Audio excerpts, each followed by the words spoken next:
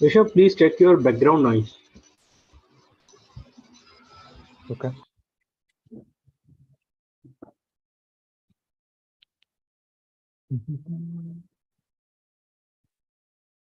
Is it fine now?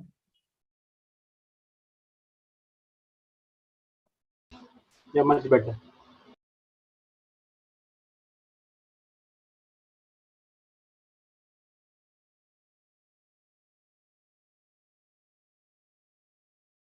Okay, so let us start. So today we are going to see our first steps towards data science. First, I will explain you how we will actually set our learning path,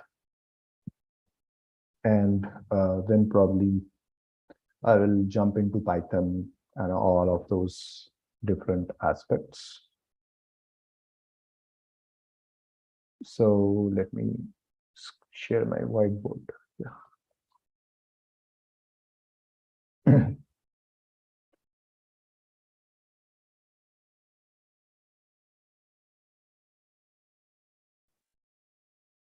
Yeah.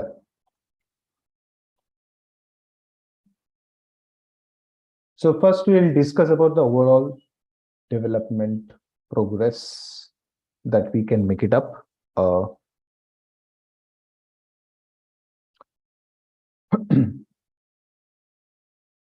Overall development progress that we can make it out in ML. Okay, what is the typical standard pipeline? Okay, and then after we will see that how can we basically deploy our ML projects and everything. Just a minute.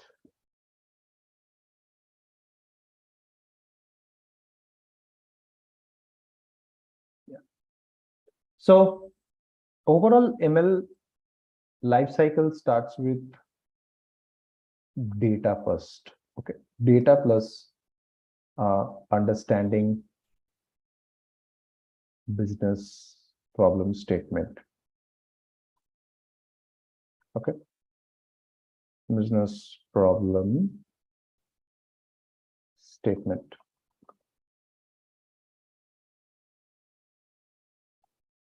So first we'll understand what our data speaks for any given domain. As I said, like whether you are working for a finance, healthcare, or marketing, okay, any given domain you have, you need to first study around that problem, and then you parallelly you need to understand the business problem statement, do a literature review.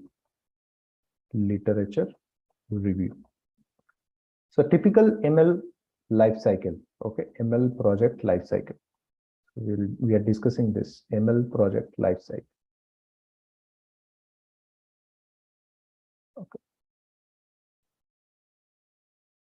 So data, understanding the business problem, and literature review.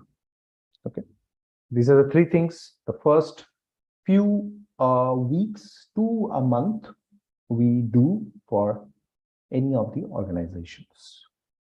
Okay. So data plus understanding business problem statement plus literature review. These are the three most important factors. The next thing that comes in is once we do this, once we understand the business problem and everything, we start a bit of data acquisition.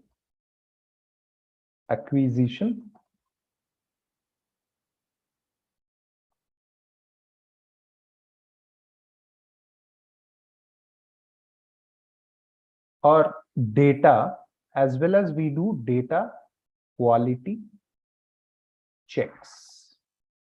Sometimes we do an acquisition, we do have the data, but that data is of no use with the current business problem statement. So there is no point of using that data, right? So we need to do data, we need to perform data acquisition, as well as we need to do a data quality check. So when we do data quality check, we take certain assumptions regarding to the business problem, and then we go ahead and see that, yeah, we have that amount of data sufficient with us. And based upon all of these, we basically go ahead and see that whether it is mitigating our target or not. Means the problem statement that we are trying to solve it, whether we are able to kind of build it or not. Okay. So data quality check is very important. Sufficient data, if it is not available as per the literature review, then we will not proceed with that project. We might put a hold on that project, or we might drop that project. So sufficient data may not be there, and because of that, we want to put the project on hold. So we can say that, because we don't want to spend all our energy in building a project or building any of such product, and then going ahead with productionizing, and then after seeing that, I don't have good results. Why you don't have good results? Because you don't have good quality of data with you. And the next thing that comes over here is data acquisition, data quality check.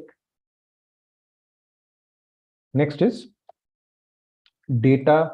Once you have good sufficient, let's say you have a sufficient amount of data as per your literature review and as per your business problem statement, then you move on with data cleaning, data pre-processing.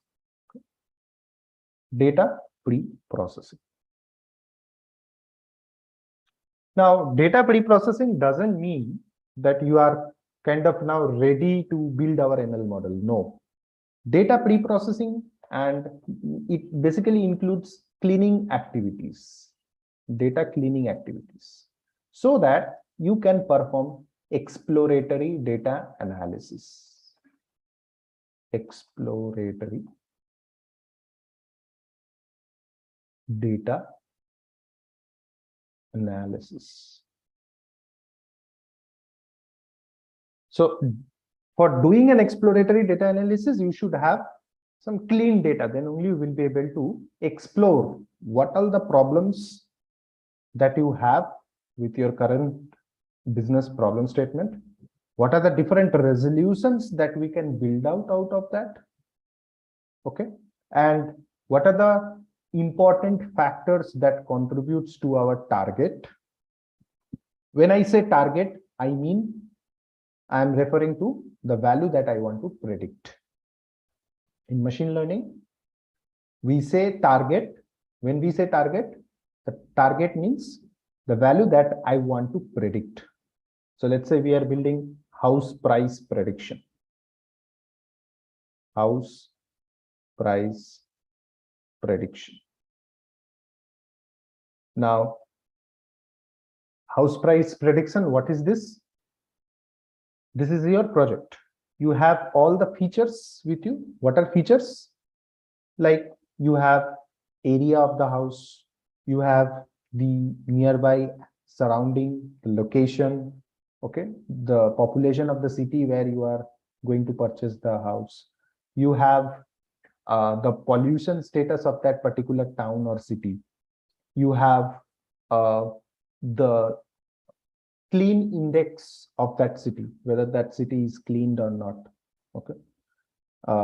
Whether the municipal or corporations or the governments are very much proactive with social healthiness or not. So these are some of the components that basically tells the price of that particular house. It is not only the area. Means if somebody buying the same property in village and somebody is buying the same property in a metropolitan city, the price will vary at a very high rate. So that's why it is not only the area that matters, but all the surrounding factors. Okay?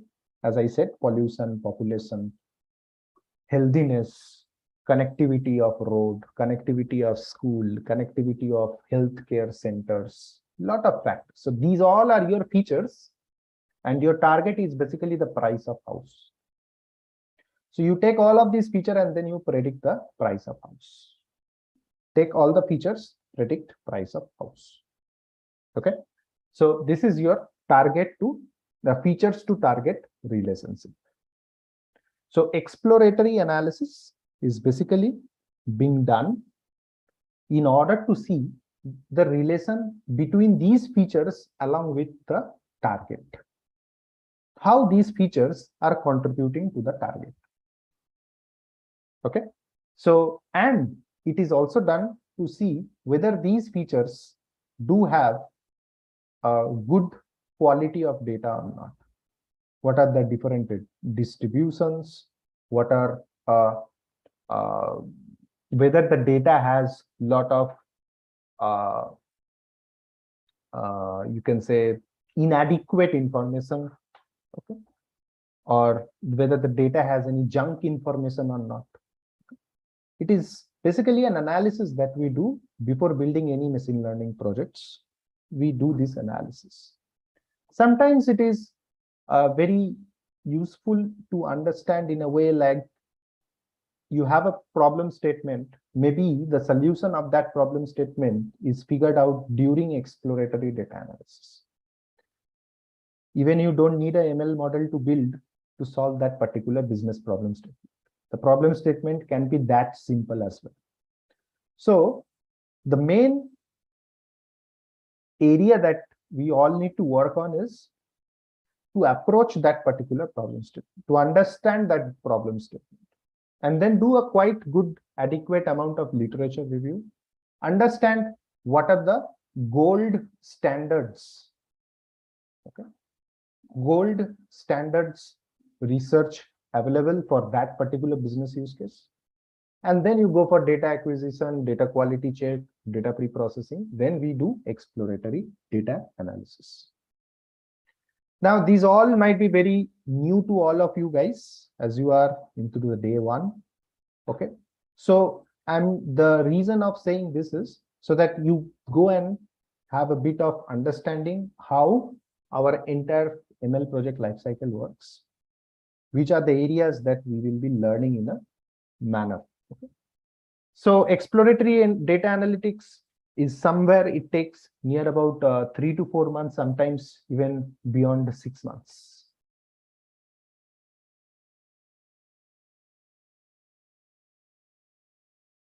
So once we do exploratory data analysis, then comes model.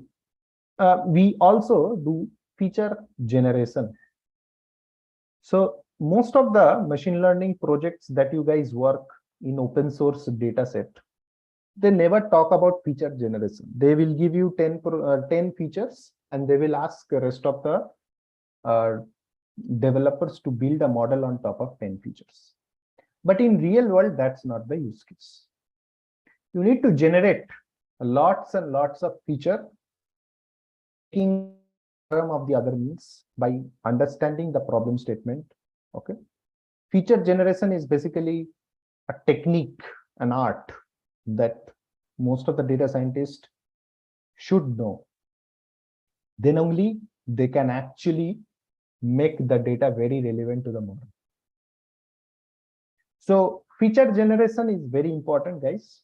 None of the courses basically emphasize on this feature generation area, but I will kind of show you guys how feature generation works, how you generate feature out of the data that you get it. And then sometimes we do, after feature generation, we again do ETA, okay, just to see that whether that feature, that whatever we have generated is impactful or not. We need to test that as well. And then finally, we basically build our ML model. Okay. Now, after building ML model, we train the data set, we do evaluation. we do model evaluation. In model evaluation, we typically understand what are the different factors that we basically take it up. So model evaluation basically works in setting up your gold standard benchmark. What do I mean by gold standard? This term might be very new, and most of these way of learning is different. As I said, our way of learning is different. So when I say gold standard means when you are doing a literature review, what problem you are solving, somebody else might have already worked on it. Maybe not now, but in previous historic years. And they have achieved certain results, certain accuracy. Okay. So certain results, and that becomes your benchmark. Whichever is the highest among them, that becomes your benchmark. And you need to basically evaluate your model with that particular benchmark. You need to beat the industry benchmark. And then you can settle down that, yes, our model is better. Our overall solution, the approach of solving a problem is much better because it is giving better result than as comparative to the result that you get to see in over here. So that's why this becomes gold standard. So evaluation, we need to do it, model evaluation. Okay. And we can do that with different algorithms, ML algorithms, and see that which is the best fit algorithm. Okay. Which is the best fit algorithm. Now, once we do this evaluation, the next steps comes in model deployment. Okay. Another thing that we do is most of the time we evaluate. If our results are not good, then we go by hyper tuning. If our results are good, then we directly go and deploy it. If our results are not good, then we do hyper tuning and again train the model. So hyper tuning is an approach where we basically go ahead and tune the hyper parameters of the model. So these are all new terms, guys. Maybe you will not be able to understand at this stage, but as we move on, it will be very easy for you to understand. So this is also one of the process that we are going to learn in our overall journey. And then we do the evaluation. Evaluation, we will do it again. Okay, after hyper tuning, we will train the model, and then again we'll do the evaluation. Once we do all of this, then we move with model deployment. Deployment can be in cloud, in form of APIs, okay, in form of any given approach. So this is your end-to-end flow, starting from understanding the business problem statement, doing a literature review, data acquisition, data quality check, data pre-processing, exploratory data analysis, feature generation, ML model development, model evaluation, hyper tuning, again model training, again evaluation. If it is fine, then go with deployment. And after that, after the model gets deployed, you have to wait for at least 6 months. Okay, as in feedback. Again, you need to come and basically either hit over here or you might hit directly over here in the ML model, any of the area. Okay, I should write this.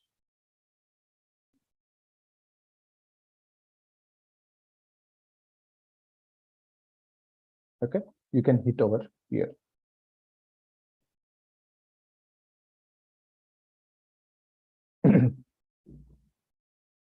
Clear? So this is how your overall journey works. Okay, so this 6 months is basically a period we collect the feedback that how your ML model is basically performing in a real world use case. Okay, and then we go ahead and see that after performing this, whether it is working good or that.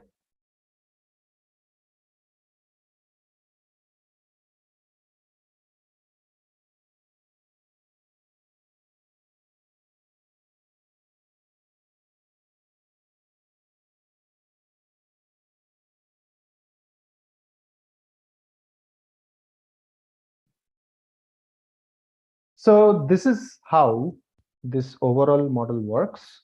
Okay, the ML lifecycle works. So we are going to start from very beginning: data acquisition, data quality check, data pre-processing, and all. Okay, we are going to spend couple of weeks, okay, in this area. Okay, not even couple of weeks, 1 to 2 months on an average, until we reach this feature generation. Okay. And then after, our work will be very easy. We will be going through different ML algorithms, then we'll do the evaluation, then hyper tuning, model deployment, and everything. Okay. Which will apparently take another 2 months over here. Okay, and hyper tuning as well. We'll see parallelly both of them.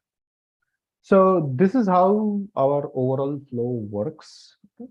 So today we are going to start with Python first. So all of these are fine, but yeah, we need to start with Python.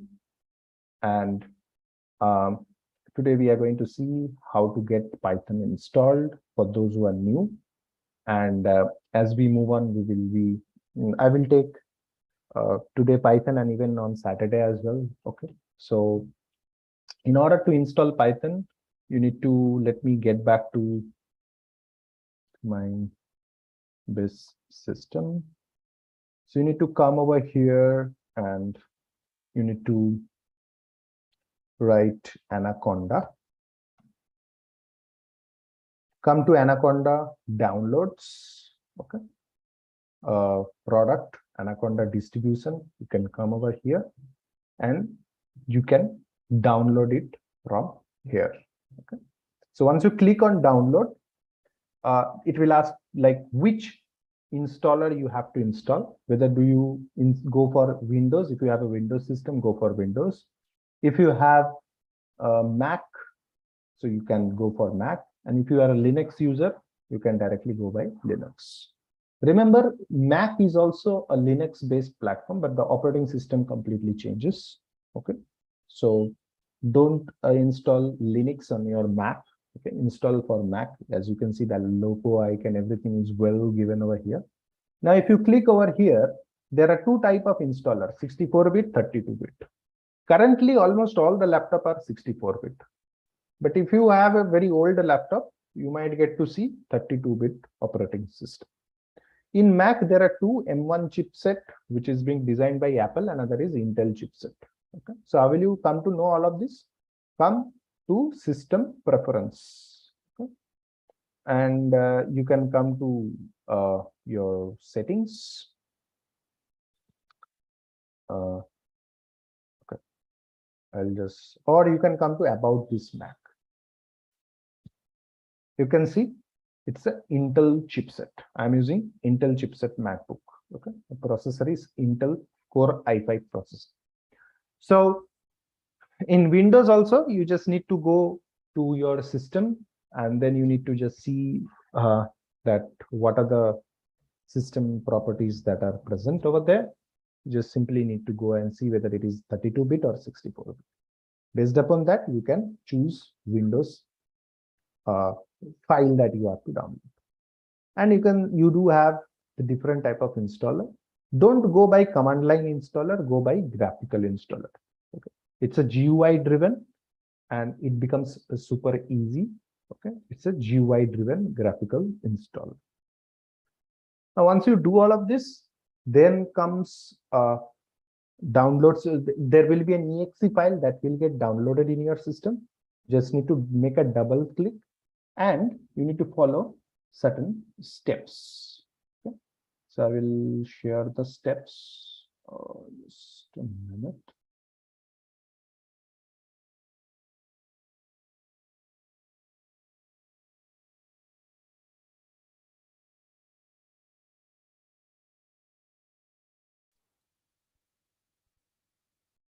So these are the steps, guys. Click on next, next. Then the prompt will come of adding Anaconda to environment path variable. So you need to click on checkbox, okay, and then keep on clicking next, next, next. Okay. So I will be kind of sharing this. You can just do until this, okay, this few steps. So I will be uploading this into our Google Classroom, Classworks, and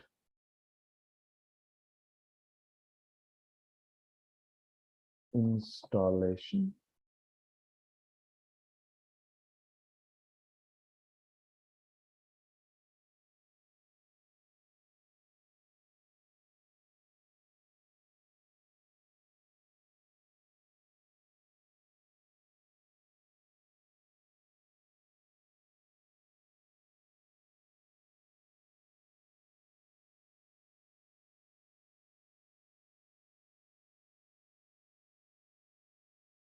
Anaconda installation.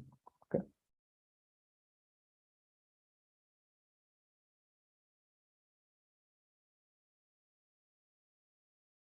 Okay. Now, once you do that, okay, so very simple steps, guys.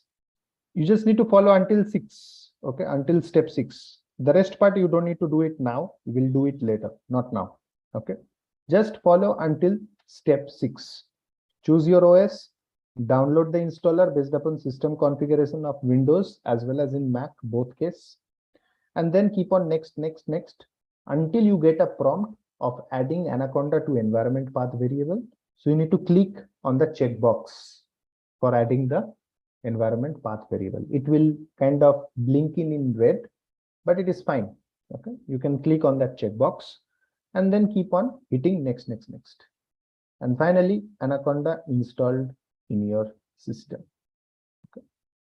So these are your top 6 steps that you need to follow. Okay. Now, once you do that, then you can come over here and in your system, and you will get Anaconda Navigator. Okay. You will get to see this icon. Okay, Anaconda Navigator. So you click on this icon and you get to see this Anaconda Navigator. Okay, this entire tool. Over here, you need to choose Jupyter Notebook. There is a Jupyter Lab and Jupyter Notebook. You do have different other coding environments. These are known as Integrated Development Environment, IDE. Okay, so these are the different IDEs that are available in our Anaconda Navigator. So you can choose any of these IDEs which you want it, and we will be basically utilizing these IDEs to go ahead and write down the code. Okay, IDEs are basically tools where we actually go ahead and write the code. Okay, so click on launch once. So I will click on launch, and you will see that it opens in my Google Chrome. Okay, and you get to see your entire C drive directory is present over here. Okay, your entire C drive directory is present. In terms of Windows, I'm speaking.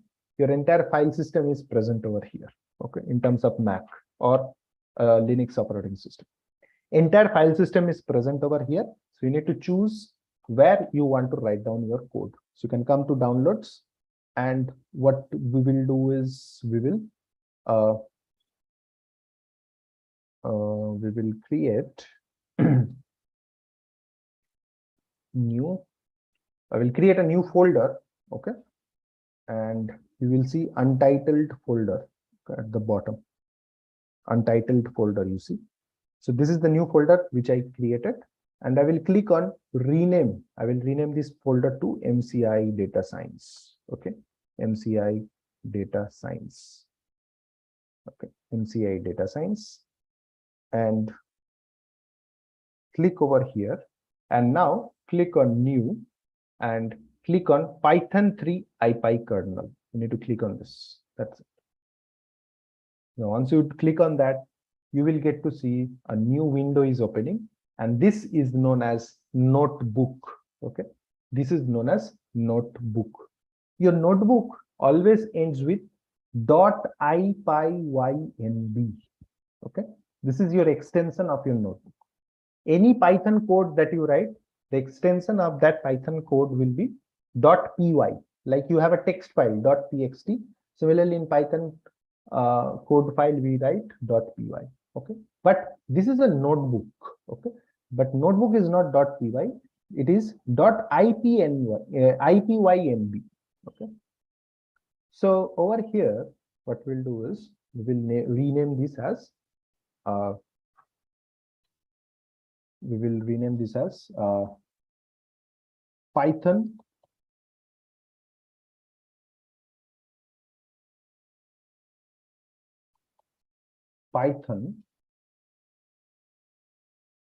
part 1. We'll rename this as Python part 1. Okay, now the first thing that I will do is print hello world. This is the first thing that we are going to do is you get to see print hello world. Clear? So far, any questions, guys? Anybody, any question so far?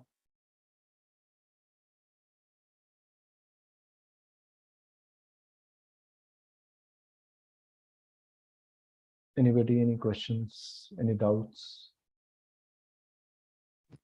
Thank you, sir. Clear. Okay. So now that we get to see our first Python code, print hello world. Okay. Now let me come to the different aspects of Python. So the first thing that we are going to learn is variable. What is variable? Variable is basically nothing but it's like your address. Okay, so you have a value that you want to store, and you have a space, a variable space means you have a memory where you want to store that value, and that memory is basically an hexadecimal number, right?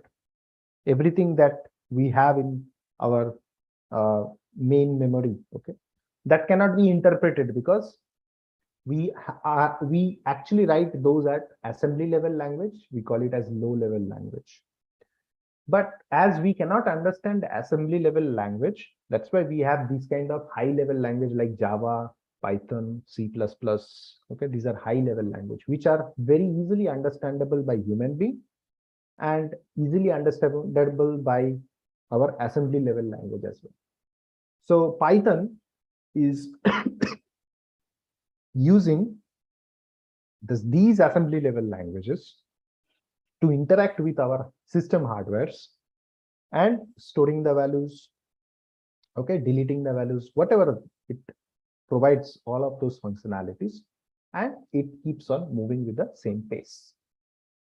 So first of all, we will come with x, which is equal to 5. X is basically defining the address. Like we stay in our house, okay? So our address of our house is basically the address where if somebody wants to come and visit me, they will come to my address. Okay? If I say my house location is at this latitude and this longitude, nobody will understand. But if I say that my house location is at cities near to city center to some blah, blah, blah, some address if I give, everybody will be very easy to understand. But if I give you latitude, longitude and say that, hey, this is my position of house, it will be very difficult. Nobody will understand, right? So very similar to what I say, give an example, very similar over here. So x of equal to 5, print, when I go back and when I go to that address, I get that particular guy residing in that particular address. So if I call x, I will get the value 5. If I want to see the hexadecimal space, I can also see so hex of ID of x. Okay. So you can see 5, and this is your hexadecimal space where actually these values are getting stored. Okay. This is that information. Okay, that memory information, that this is the position where actually your 5 is getting stored. and X is basically the address for that particular memory location. Okay. So this is how we define, we call it as variable. Variable means I am storing something in that particular, in a particular memory, and I'm giving a name for that particular, giving an address to that particular memory. And this is what is my variables. I can store anything in my variable. Not only 5, I can also store like management, career, institute.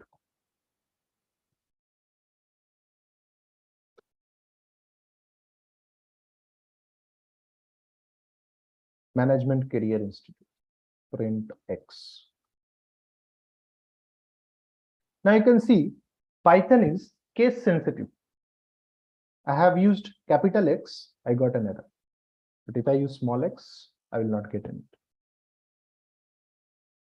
Okay, so Python is case sensitive. Why it is case sensitive? You see our ASCII values. If you understand the fundamental of computer science, we have a different ASCII values for different alphabets. Means from caps A to caps Z, we have a different set of ASCII value. From small a to small z, we have a different set of ASCII value. So for each and every different set of ASCII values, we have a different set of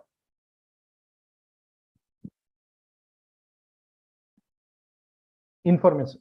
Okay, so that's why it is case sensitive in nature. Python is case sensitive in nature. Next is, we can also define what is the data type. Sir, what is Ascii Values, sir? And can you write in the chat box so then I can weigh. That's not getting this one. The alphabetic that you tell that A to Z have, they're different. Okay, so basically ASCII values are nothing but this is very fundamental to any computer science. Okay, so like every numbers, characters, okay, A to Z, whatever it is there, they have a special value which is being recognized by our operating system that, yeah, you are pressing A, it means A. Okay, it's in terms of mathematics, everything is in terms of zeros and ones, right? So for every given values, characters, you have so many things in your keyboards, right? Special characters, okay? Then you have the different commas, enter, and all of these, they all have a different space, okay? At the rate, they all have different set of ASCII values. Okay, so there is a ASCII table. If I share, wait.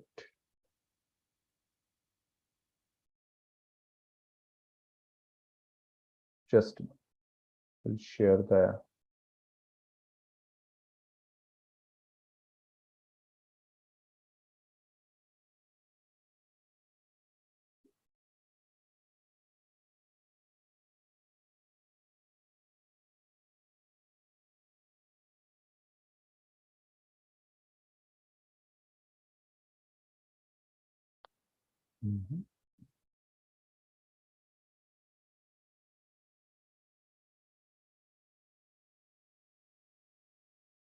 okay, yeah.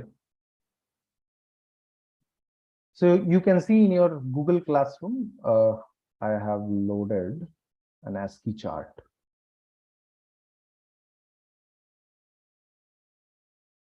So you will get to see, yes. Yeah. So you can see these are your ASCII values for different set of characters that you have. Okay. For space, this is your ASCII value. Okay. This is your ASCII table. Okay. So the system doesn't understand in terms of space, means your computer doesn't understand space, your computer doesn't understand hash, dollar, okay, but your computer can understand in terms of numbers. So they are converted into in terms of number, and finally these numbers are converted in form of binaries. So this is decimal value, hexadecimal, and octum, 16 pair values. We don't need to interpret so much heavily on this because we don't need to bother about all of this. This is just a fundamental, very fundamental of computer science. But yeah, just why Python is case sensitive? Because you can see over here that every value means caps A. If you see caps A, we have a different value 65. For small a, our ASCII value is 97. So caps A means different, small a means different to Python. So that's why these are case sensitive in nature. And every programming language is case sensitive in nature. Okay, you go with Java, you go with any programming language, they all are case sensitive in nature. Clear?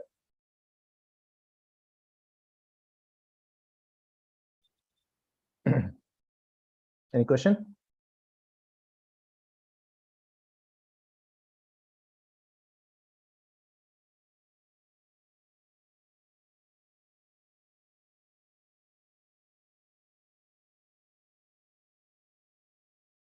Okay, let's move on. Okay, so you can give everything. Means what we need to remember is in Python, you need to actually have it is case sensitive in nature. Means if you are storing in small x, if you call that value with caps x, it will not happen. You have to call small x only.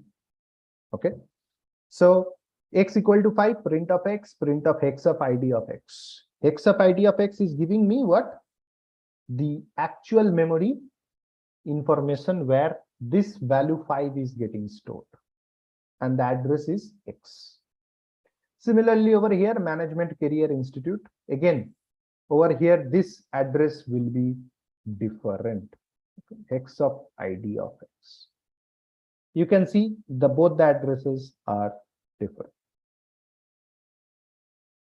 Okay, both are different. Given that I'm using x, okay, given that I'm using x, but Python use dynamic memory allocation, means it doesn't keeps on rewriting on same memory again and again.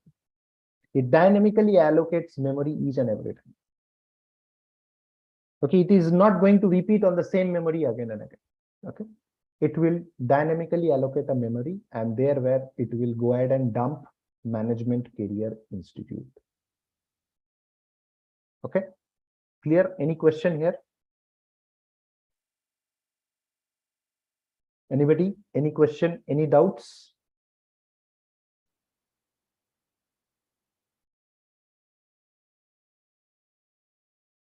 You can assign multiple value to a particular single variable. Okay, so that also you can do it. But before that, let us understand what are the different type of data types. What are different types of data?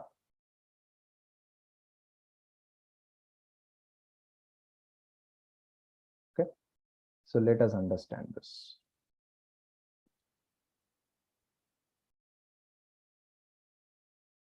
So data types, what are the different data types? So first is string. What is string? Something which is in characters. We call it as string. Management Career Institute. So this is a string. Next we have integer. Integer. So what is integer? Something which is defined as in numbers. 34, 45, 56, 5,000, 9 lakhs, 9.2 lakhs. Now, when we say point, means when it comes in decimal, then it treat it as float. Whenever you deal anything in terms of decimal, it will treat it as float. Complex numbers. In mathematics, complex number includes a real part and an imaginary part. So a complex number is basically used for high level solutions, like not in terms of real world data science, we don't use much complex number, but any of the mathematical computation, if you want to use complex number, then the real numbers are always integer mostly, but the imaginary number can be written as 4j or 5j. You have to apply j after your imaginary number. J defines that this is not an integer, this is a complex number. Okay, so complex number has two parts, imaginary part and real part. Real part is used as simple as integer. The imaginary part is basically defined as j. Okay. Next is variables.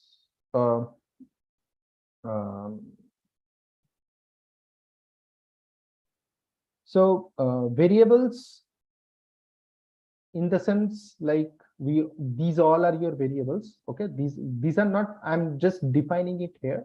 Okay, I'm not going to execute all of this because this is string, this data type is integer, this data type is float, this data type is complex number. Okay, let us now see, if I have multiple values to store, then what data type we can say? We say it as list. So list is one of the data type where we can store multiple values in a specific order. So this we call it as list. So list is equal to 24, 52, okay, 45.0,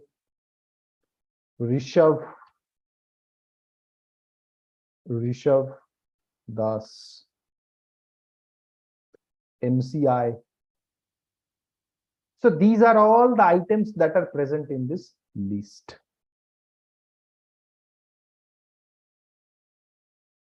Okay, 23, 53, 45.0, Rishabh Das, MCI. These are all the different items that you have. Now, one important and very flexible, list is very flexible. You can see that I have used a mixed data type over here, which is most likely not allowed in other programming language like Java and C, but it is very much allowed in Python. You can mix your different type of data in a single list. And one of the important property of list is the order of storing, means 23, 53, this order matters. Means each of these has an index value. It is called as index value. Index value means their positional value. 23 has a value, 53 has a value, 45.0 has a value, Rishabh has a value. So its index value is 0. Index value of 53 is 1. 45 index value is 2. Index means position. In which position 45.0 is present? It is in second position. Because all the position counts starts with 0. So 0, 1, 2, 3, 4. Okay, so list, you need to remember, we will emphasize all of this, don't worry. I'm just introducing now. We will see lot of examples on list and all other different data types. These are very, very important, and we are going to use it regularly in our data science project. Okay. So this is called list. List means something which can store all the values in a particular form. Okay, it can store any given type of values. Okay, combination of any given value, any given data type, but their position matters. Which position they are, that matters. Okay, any question here so far, guys?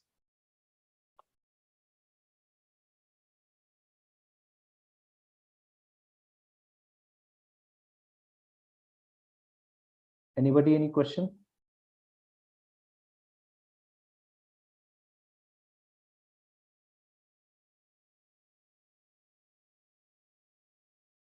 Okay, let's move on. Coming to tuple. In tuple, and remember one thing, list start with square brackets and tuple starts with round braces. Tuple starts with round braces. So this will be MCI, comma, let's say Rishabh,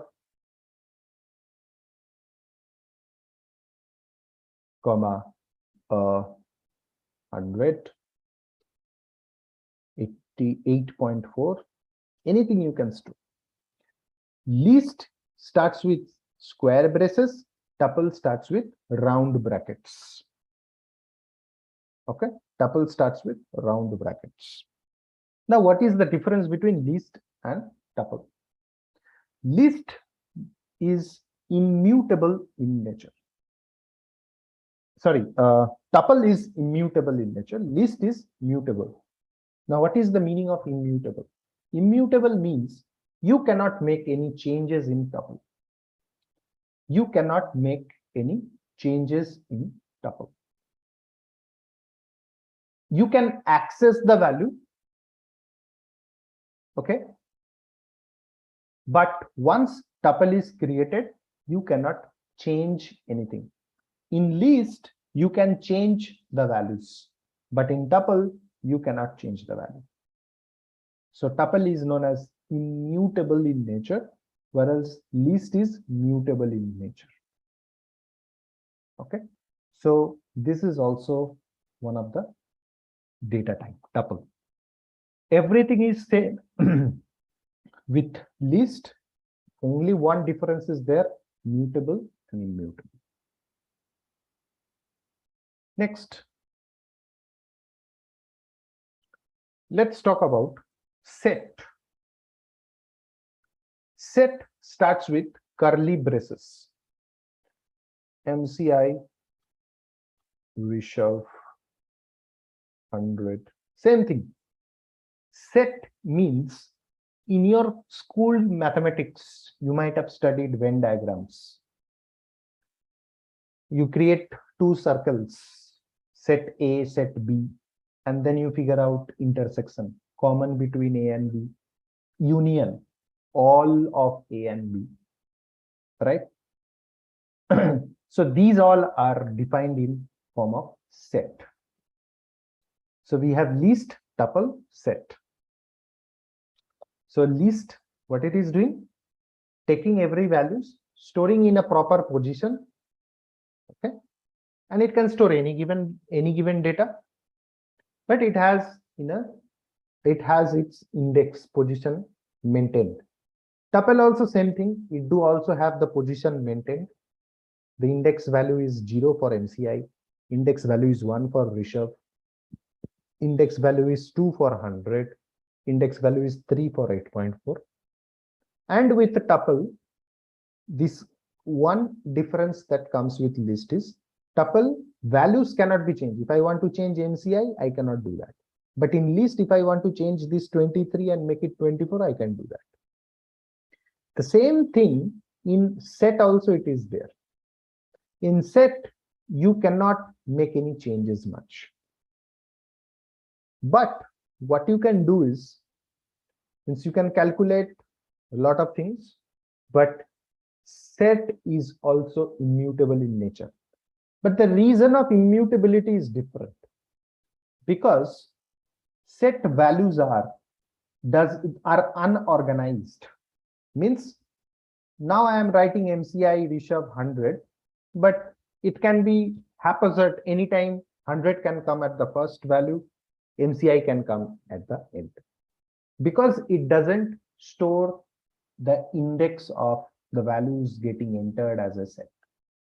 Set never store the value in form of sequence or positional space. Set will store the value randomly. The utility of set is to figure out the common value between two values. And one unique feature set has is you cannot have duplicate values in set. If you provide duplicate value in set, set will only store unique set of values. So that is very, very important. You cannot have duplicate values in set. Set will be always unique in nature. Okay. So set is also immutable and set cannot have duplicate records. Whereas list and tuple, they can have duplicate records. List and tuple, they can have duplicate records. But set doesn't allow to have a duplicate record. And set is also immutable in nature. As it doesn't hold an index for any given value, that's why you cannot basically go and change any given value. If you don't know the index where to change, how will you define that particular value? So it is difficult to change the value. So that's why we call it as immutable in nature. Next is dictionary.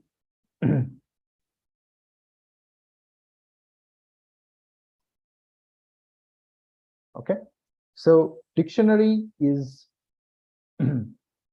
what is dictionary? So dictionary is basically a set of key value pair. So you write a course, the course that we are going to go with, we learn machine learning. Then mentor, Rishabh Das. Okay. Platform, MCI. So this becomes your set, a set of key value pair. And that we call it as dictionary. This is key, this is value. This is key, this is your value. This is key, this is your value. Everything is in form of key value pair. You call key, you get value. You call value, you get key. Okay. So in other programming language, we call it as hash map table. Okay. In Python, we call it as key value pair and we define it as a dictionary. Finally, the data type that we mostly use is Boolean, true or false. Boolean means there is two value only, either true or false. Clear? Any question, guys? Anybody? Any question?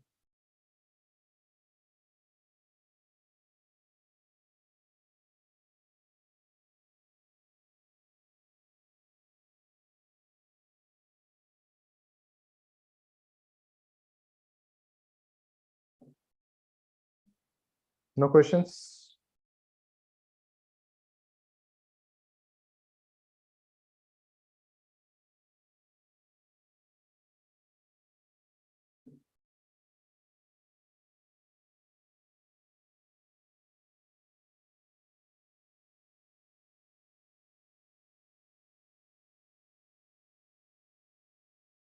Okay, let's move on.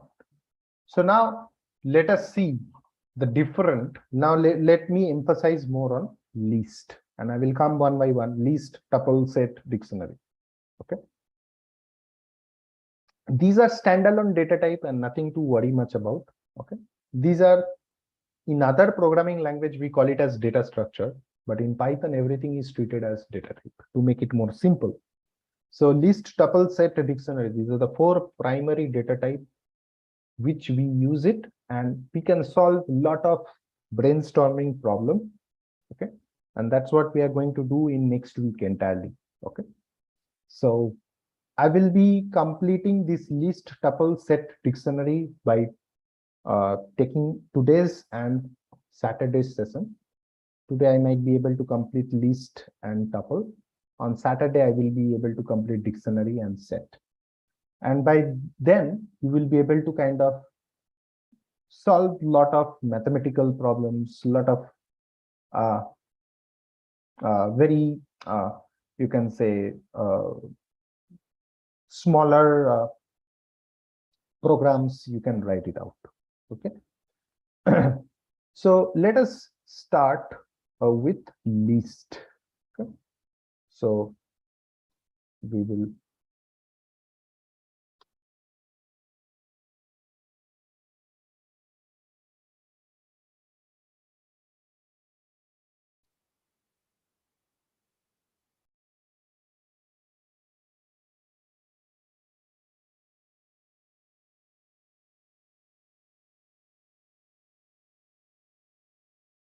list.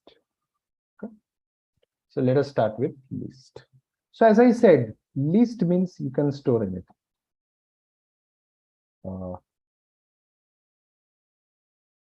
So X is equal to Rishabh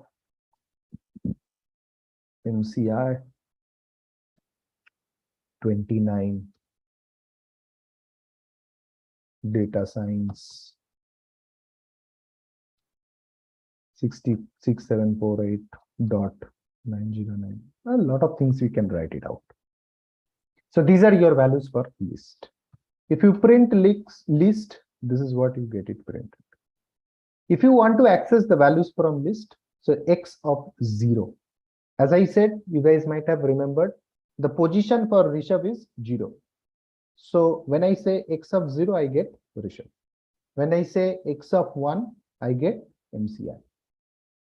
Okay, and make sure that you don't use capital X because I have initialized with small x. So Python is case sensitive. X of 1, X of 0, X of 1. This method is known as slicing. I am slicing the values from list. I am pulling the values from list. Clear? X of -1. -1 colon.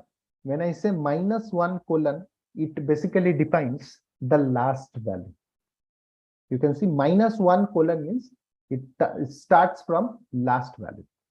Last value, then data science. If I do -2, X of -2 colon, data science 7648. All of them coming in.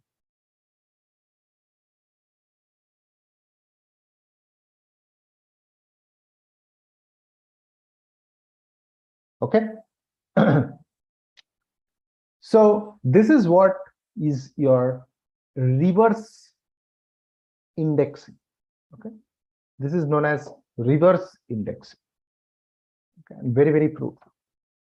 Next is X dot length. Total, how many values are there? 1, 2, 3, 4, 5. 5 values are there. So X dot length. Okay, this function calculates 5 values. Okay. 5 values present in this list. Now, if I want to get the value only between 1 to 3, means I want to get only these 2 values. How will I write it? X of 1 colon 3 or 0 colon 2. Okay. This operator, this colon operator is known as range operator. This colon operator is known as range operator. What does it do? It basically print the range of values present in the list. So this is Rishabh and MCI. Both got printed. Rishabh and MCI. 0 colon 2.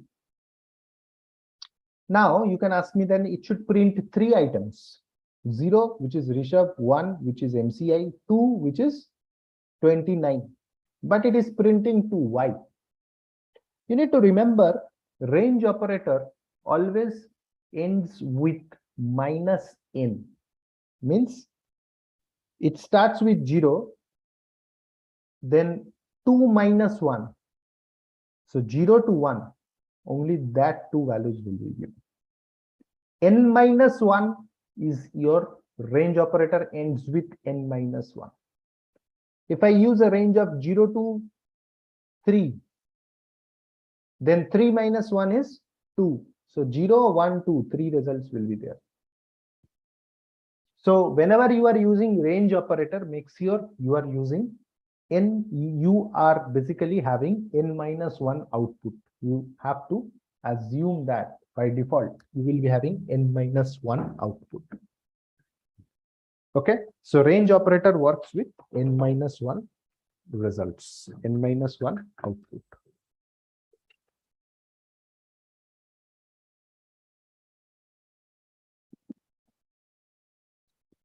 Clear? Next, if you want to figure out what data type it is, let me tell you, if it is only X, it can be anything. It can be a tuple, it can be list. Okay. But I don't know what it is. Until I print it, I don't know. When I print it, I get to see this is a list because it starts with square braces. But programmatically, if you want to know, you need to use type of X. So this tells me this is a list. You can also understand what data type. This is a list data type. But what data type is present within list? You can also understand that. So for an example, what is the data type of first value of this list? So type of X of 0. Type of X of 0. String. What is the data type of third value of the list? It is also string. Third value means n-1, which is 0, 1, 2. So you can basically go ahead with the type operator, type function. This is known as function. Anything which we use with this in this format, we call this as a function. Type is basically a function. Okay, functionality that basically Python provides. Built-in functions. You can also create your own functions, which I will speak at the later stage, not now. Okay, so these are the different elements which are present. Now let us understand.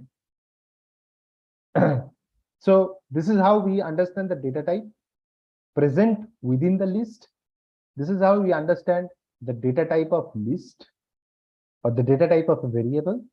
This is for accessing the values from list. And it is not only from 0, you can also access from 1 colon, 2 colon 3. So 2, 2, 2. 3 minus 1 is 2. 2, 2, 2. So that's why 1 value. 1, 2, 3. If I use 1, 2, 3, then second value and third value. MCI, 20. So you can access any given value by using a range operator. Or if you want to access only one value, then you don't need a range operator. If you want to go ahead and change the value, let's say I want to change this MCI with a different set of values, then what we do it? So X of 2 colon 4, let's say, is equal to, let me make it as data visualization, comma, data visualization, comma, data, let's say, cleaning.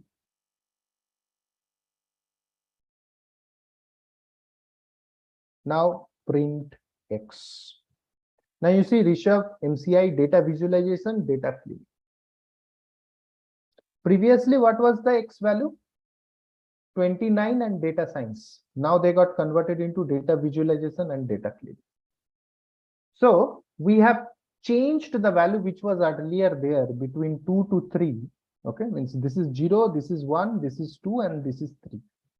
So 2 to 3, these two values got changed.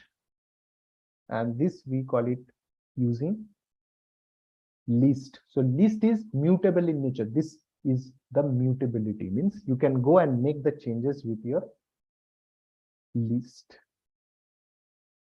You can also go and add an item in your list as well. So let's say you don't want to overwrite, but you want to add some new item. Let's say X dot insert you want to insert in which position you want to insert. Let's say I want to insert in second position. This is 0, 1, 2. Means before data visualization, I want to insert AI. That is also doable. So you need to define which position you want to insert and what value you want to insert. That's it. So position 2 value is AI.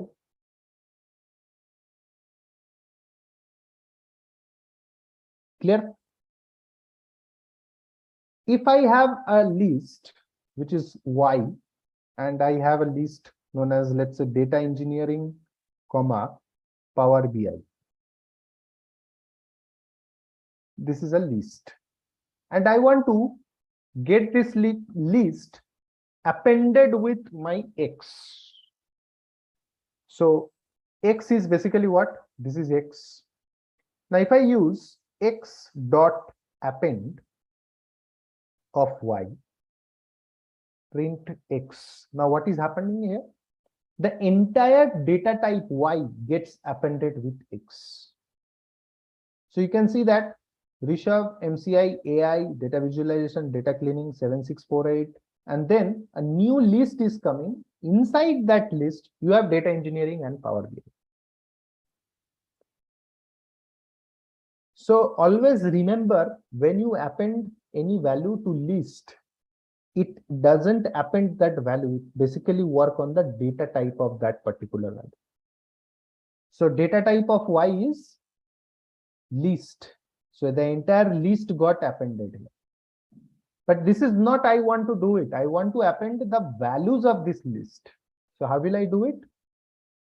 You can do it using extend functionality. Okay.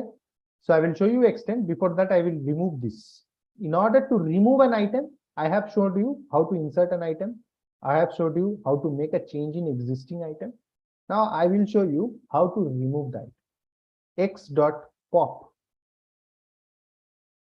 If you do the pop, only pop, you will get the value popped out from your last result. Means the last pop means it will always pop out the last value.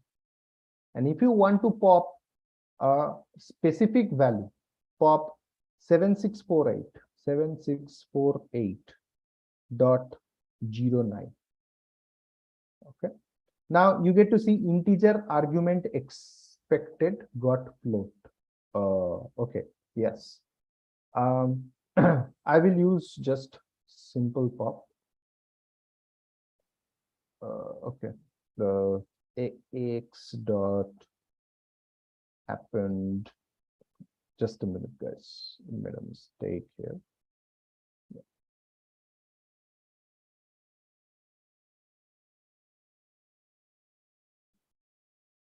Yeah. So you can see the last value is this.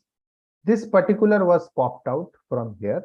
By mistake, I popped out this value as well. Again, I got it appended. Okay. Now let me show you. If I append this list Y, it will going to append the entire list. It is not going to append the values. So in order to make that happen, X dot extend, you need to use extend of Y. And then you will get to see data engineering Power BI into a single list. It is not appending the data type as well. Append functionality appends the data type. Okay. Whereas list never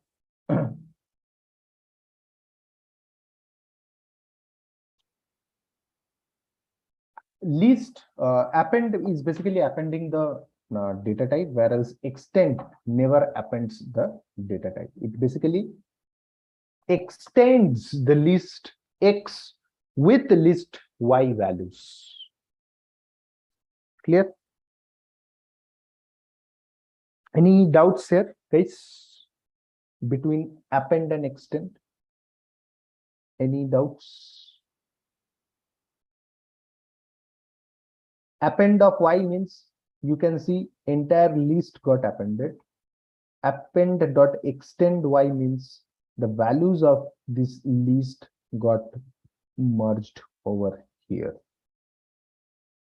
This is called X dot extend of Y. Clear? Any doubts, any question, guys?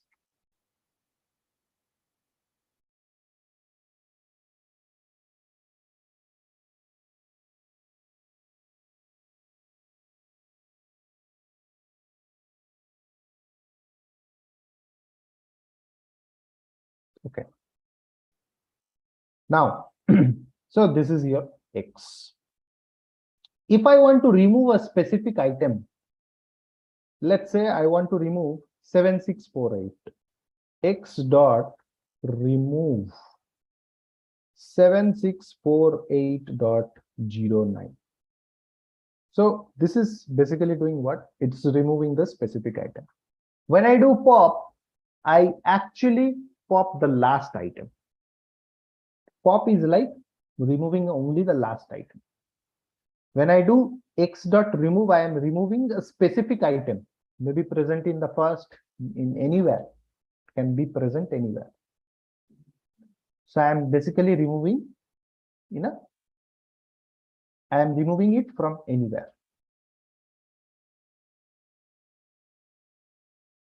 Okay.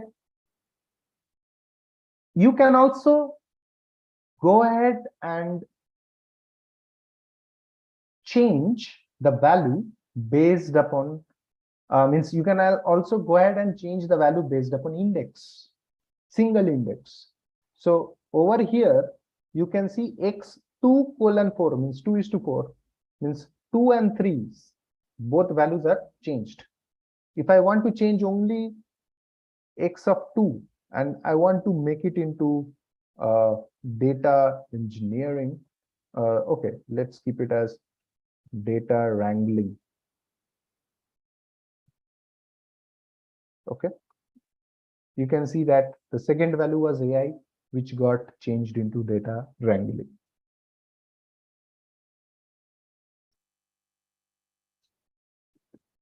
Okay, so these are your different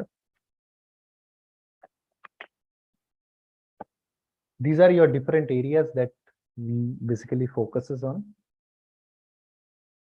Then we can also sort the values which are present over here are not sorted.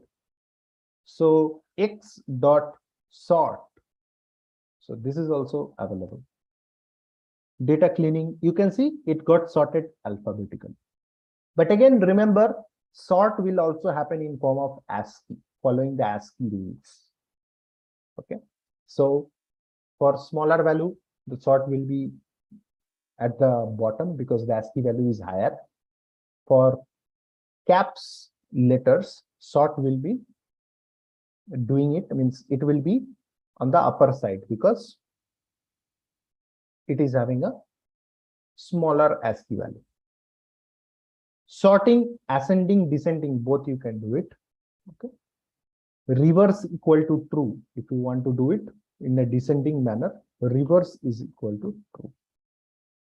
Then it will get into descending manner. If you want to make it ascending, nothing is required. Sorting cannot be happened if you have multiple data types present in a single list. All the data types should be of same range.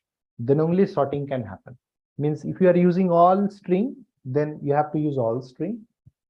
If you are using all numbers, then you have to use all numbers. Mixture of number and string will actually not help you.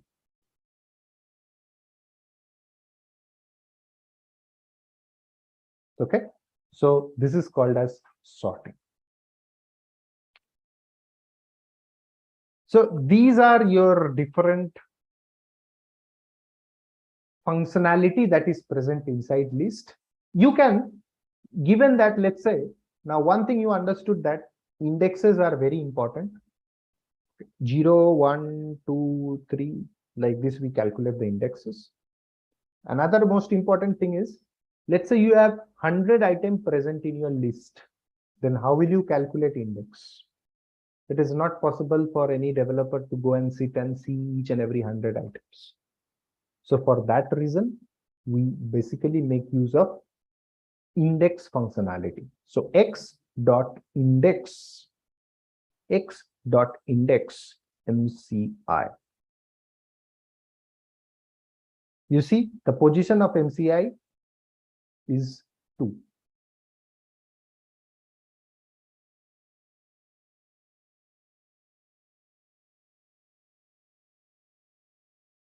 So 0, 1, 2. Position of MCI is 2. So you can do vice versa. You can pull the value out by you calling the index, or you can pull the value out by, you can pull the index by calling the, by passing the value. Both ways you can basically work. Clear? So this is the part of your list items. Any questions? And one last thing, let me close it. That is x dot count of, if I want to count how many times Power BI is there in our data. How many times Power BI is there in our data? Only once.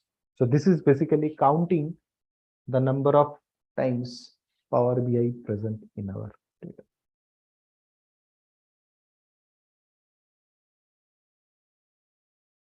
Okay, so these are very, very few of the most important aspects that you should know and you should understand.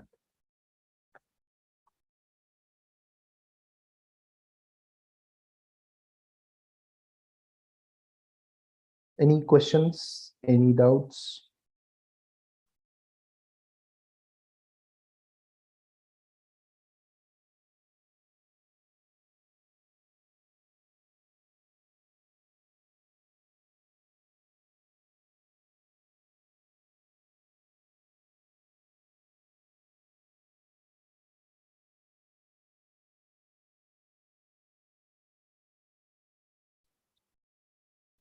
Anybody? Okay. Next, let's move on to tuple.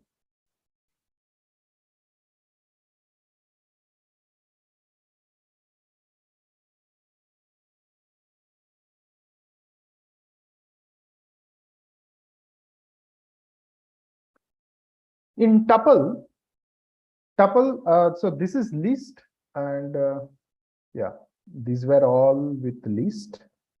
As I said, list, I have shown all the functionalities of list, almost all the functionality.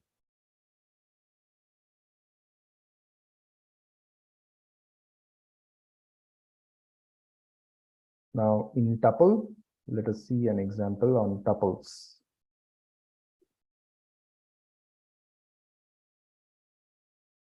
Tuple starts with curly braces. Now let us write down courses. The same thing, whatever we have written, right? We can actually use the same thing in our tuple. X is equal to, this is your tuple. Print X. And you can see it starts with curly braces. You can, as same, you can access the value. You can use operators as well, range operator to access the value in range. Okay, 0:3 means 0 value, first value, second value. Third value, it will not come because 3 minus 1, 2. 2 is the last. 0, 1, 2. You can also read in recursive manner, 1:. You can read in 2 recursive manner. But you cannot make any changes in tuple. If you say that, no, I want to make changes, let's say in my second value, I want to make a change into Power BI, it will not allow. You get an error, type error. Tuple object does not support item assignment. So it's a type error. Because tuple doesn't allow you. Tuple it is immutable in nature.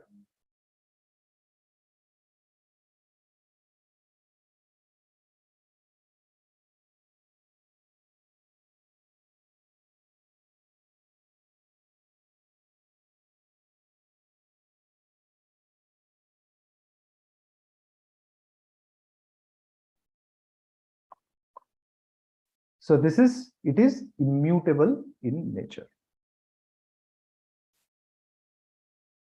Okay. List is mutable and tuple is immutable. So you cannot make any changes in tuple. Once it is created, it is fixed. You can access the item, you can create a range, but you cannot make any change. If you want to make any change, there is a technique. Convert tuple to list, and then from list, you extend that list. And then you again convert back into tuple. So currently X is tuple. I will convert this X into list. Y is equal to list of X. This mechanism is known as typecasting. Okay, this is known as typecasting. Okay, I'm beside the code, I'm commenting as well. Okay, typecasting. This is known as typecasting. Now, Y is basically list. Now, y dot extend, I want to extend, let's say, Z. Z is equal to, let's say, Power BI, SQL. This is Z. So y dot extend Z. Okay. Tuple y dot extend Z, print y.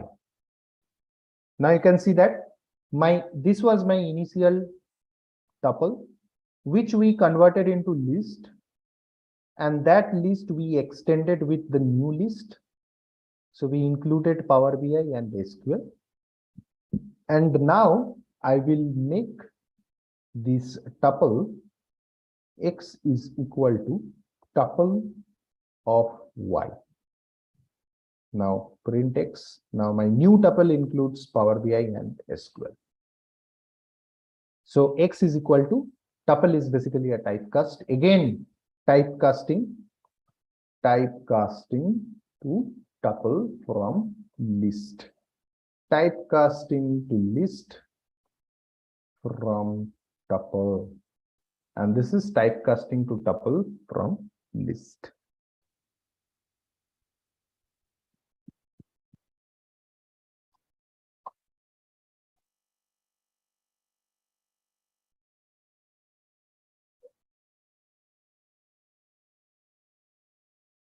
Clear, guys? Any question here?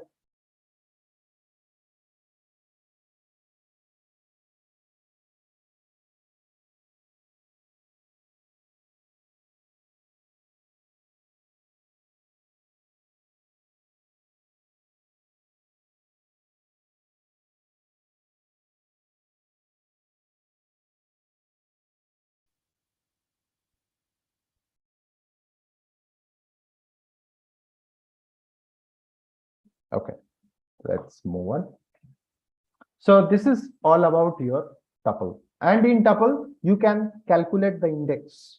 So X dot index of the index is, let's say, index of MCI. Index of MCI. Index is 2.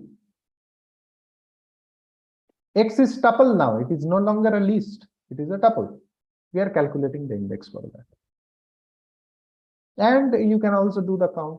X dot count of MCI. You can also get the count.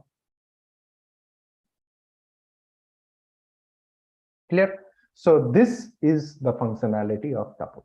It has all the functionality that you have in list, except you cannot make any changes. All the change related functionalities are not present in tuple. Clear? So this is called as tuple. Any doubts, guys? Any question? Any doubts?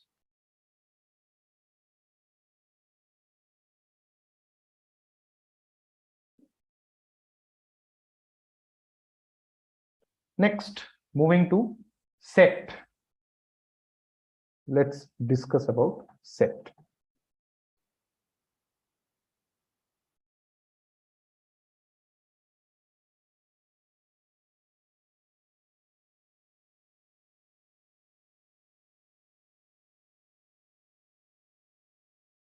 Okay.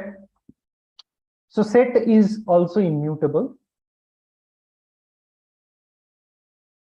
Set is also immutable, as well as set is unorganized manner. Set store, as well as it stores the data in unorganized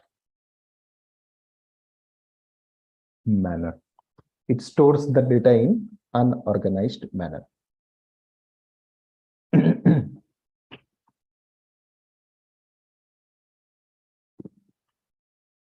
So set is also immutable, as well as it stores the data in unorganized manner. And it doesn't allow any duplicate values present in set.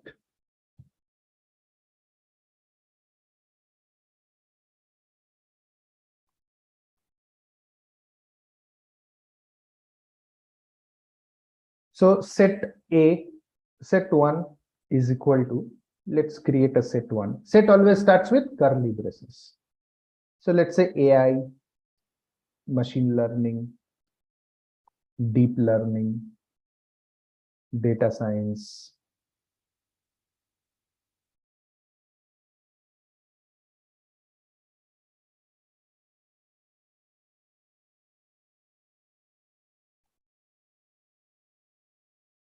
okay. So these are your data engineering. These are your set A. Set, and in spite of set, I will say school A. So school X is having these courses. School B, school Y is having AI, ML,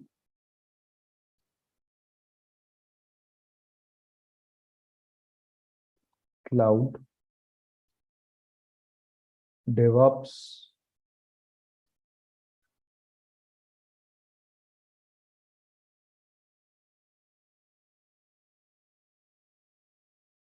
data engineering. Okay, let make it as data mining,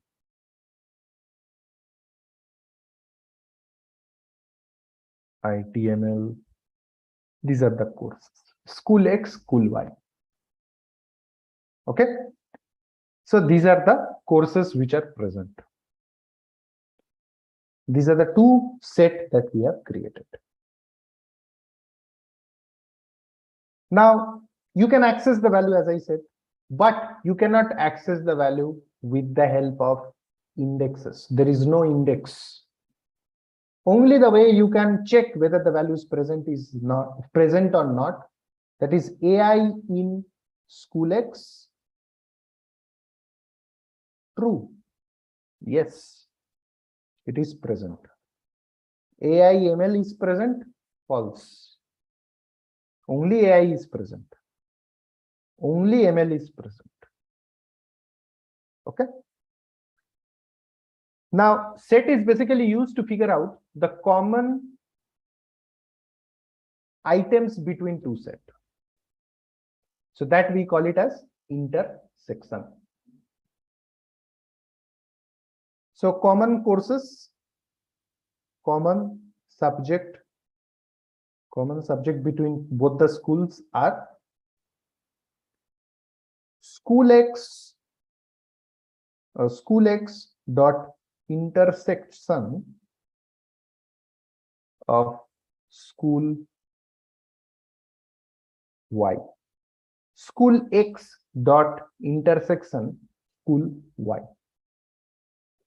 This is the common subject. So common subject AI ML. So you can see AI ML is common, the rest all are separate. So what we did, we converted into set and we carried out. If you want to merge everything out, so then we do what? We do union. Intersection means pulling out the common values. Union means merging all the values together. So how do you merge all the values? So all subject both school, all subject is equal to schoolx dot union of school y.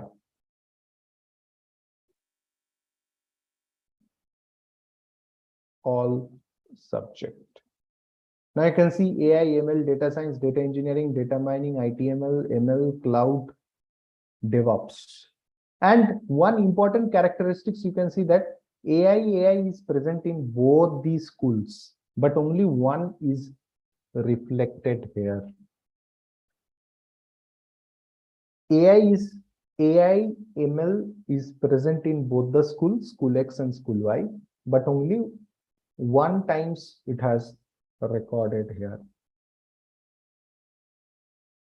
So this is known as union, and the property of set doesn't store unique, the set doesn't store duplicate records. Set doesn't store duplicate records.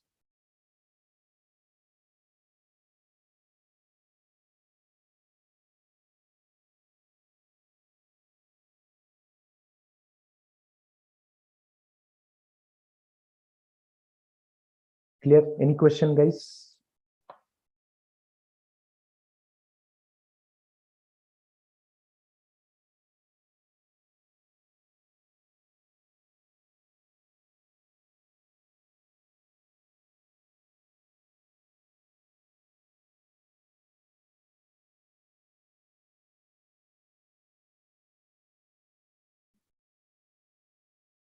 Anybody, any question?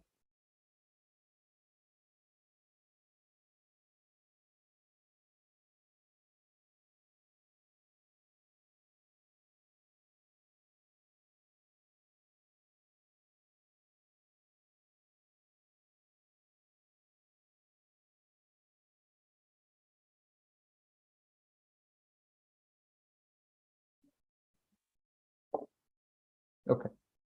Moving to next. It also can go ahead and basically, let's say I have AI present in set X, school X, and I want to delete it from happening in from other set. So one way is you make a union, that is a different story.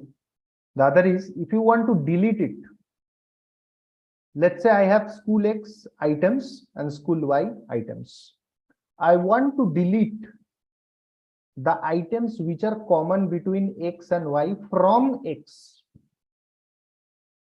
I want to delete the items which are common, means AI and ML in our case. And I want to delete it from school X. So how will I write it? We will write it as school X dot difference underscore update school Y. And now you go ahead and see school X. So all those items which are present common in Y got removed, and those who are not present in Y are remaining in school X. But your school Y remains to be same. Another important thing, you see AI, ML I have written at the top, then cloud, then DevOps, then data mining. You can see AI is over here, ML is somewhere else. This behavior is basically the definition I have written, right? Unorganized manner it stores the data. So it can store it anywhere. AI, ML, cloud, DevOps. It was defined in a different way, AI, ML, cloud, DevOps, but AI, ML, cloud, DevOps, data mining, ITML, in any which way it has basically revisited. Okay, so this is known as unorganized behavior. It shows the unorganized behavior of set. And the values are remained over here. But from X, we have removed it. This functionality is known as difference update.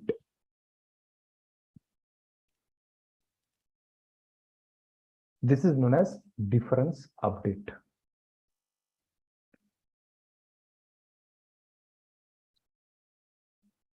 Okay. Means whatever is common from school Y is getting removed from school X. You can also do vice versa. School Y dot difference update school X. If you write it in opposite term, it will be vice versa. Then the data will get deducted from Y, but from X, it is all going to remain constant.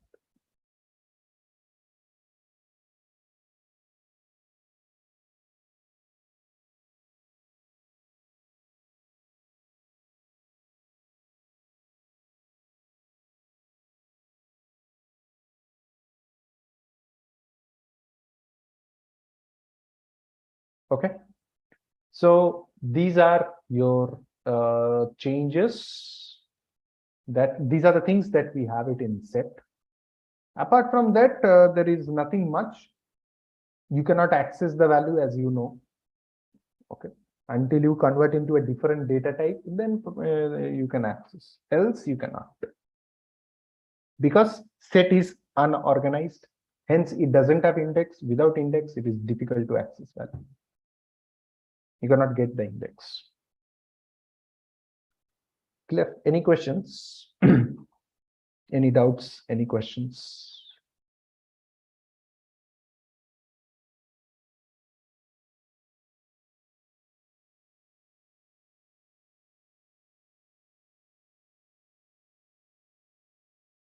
Okay.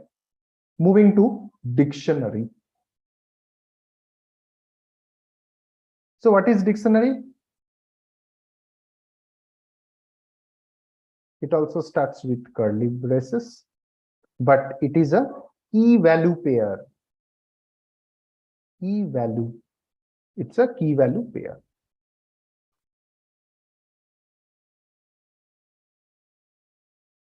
So let's say MCI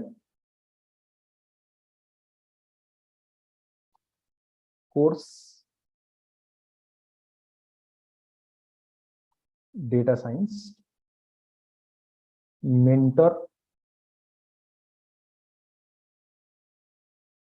Rishabh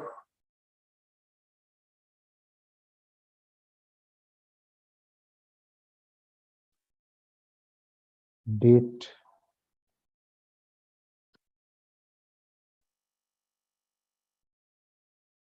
let's say this today is 14th September.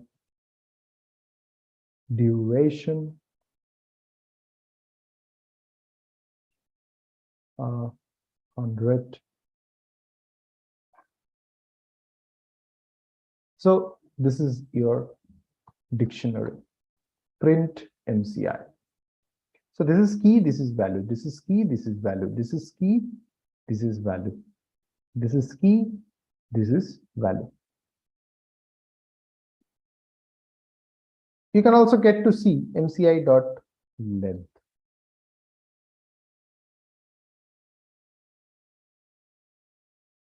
You can also get to see the keys, all your keys, mci.keys.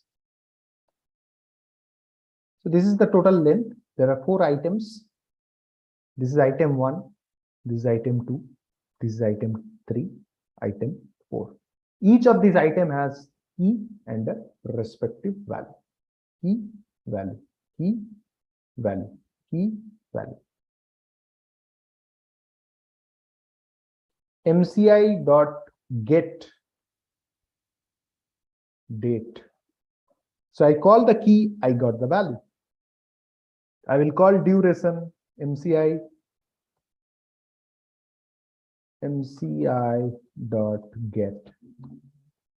duration. I get what? I get nothing. Why? Because caps D and actual key is in small d. Now I get 100.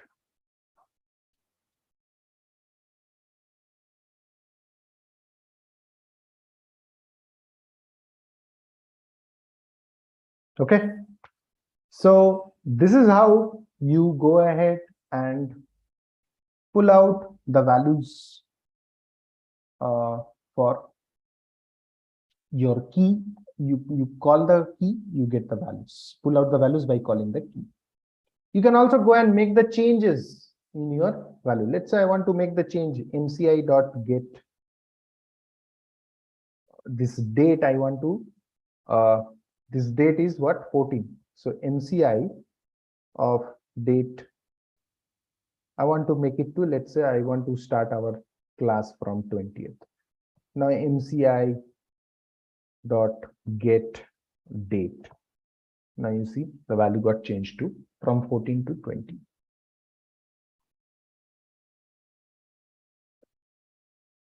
Like keys, you can also present all the values. mci dot values, data science ratio of 20/100.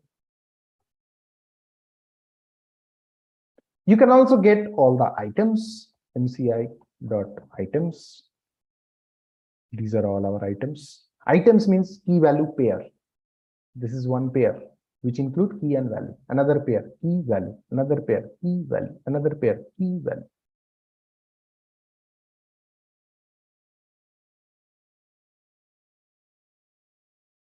If I want to go ahead and if I want to include a new item, then how will I include? mci.update. Let's say I want to include platform. Platform. We'll say it as online.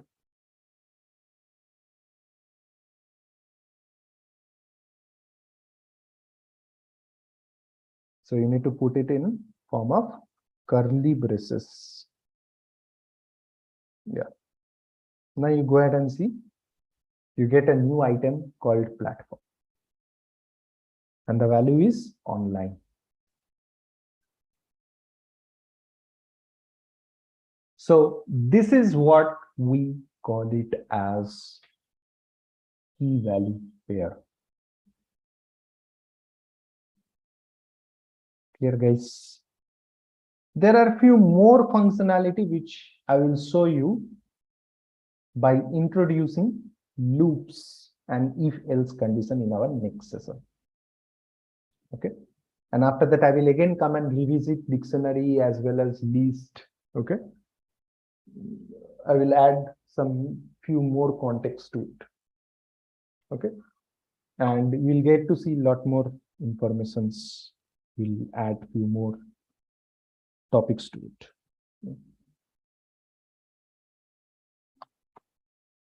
So this is to summarize. Let's summarize today's overall Python part 1. So this is variable. This is a value. We are printing the variable. We are printing, in fact, we are printing the value by calling the variable. And we are printing where actually this value is residing, the memory information. The different type of data types that are available: string, integer, float, complex number, list, tuple, set, dictionary, boolean. These are the different data types that are available. Then we started emphasizing list. List is basically something which is mutable, something which is organized. Okay, so we can write it as list is mutable, organized way of storing the data. You can access the value by accessing the index. You can access it recursively. You can get the length. You can plug in the range of values, pull out the range of values. You can determine the type. Also change the set of values. You can insert a value based upon the index wherever you want. You can append, you can extend, you can pop out the values. Everything can be done with the help of list. You can sort the value, you can get the index of the value, you can count the value. Everything can be done with the help of a list. Next, coming to tuple. Tuple is immutable in nature and has all similar functionality as list. You can read the value, means you can access the value. You can access the value in range recursively also, but you cannot make any changes.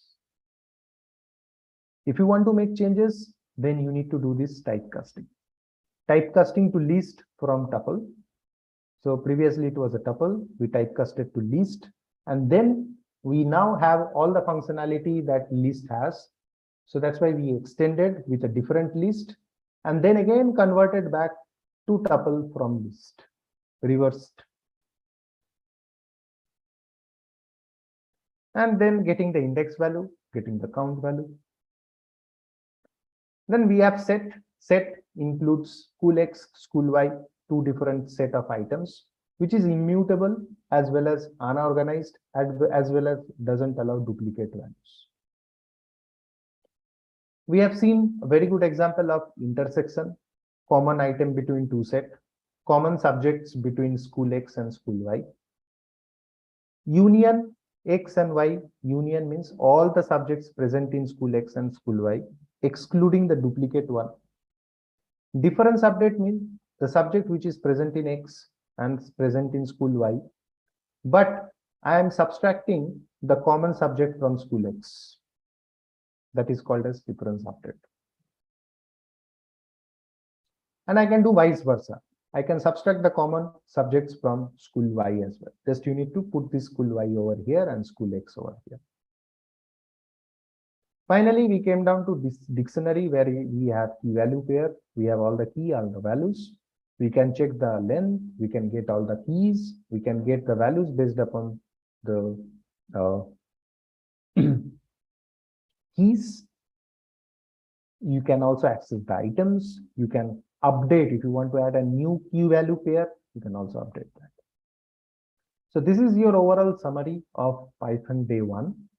What you need to do next is for next 2 days, tomorrow and day after tomorrow, you need to really practice hard so that you understand the next session very smoothly. Practice hard with all of these syntaxes. Okay, guys, whenever you have any question,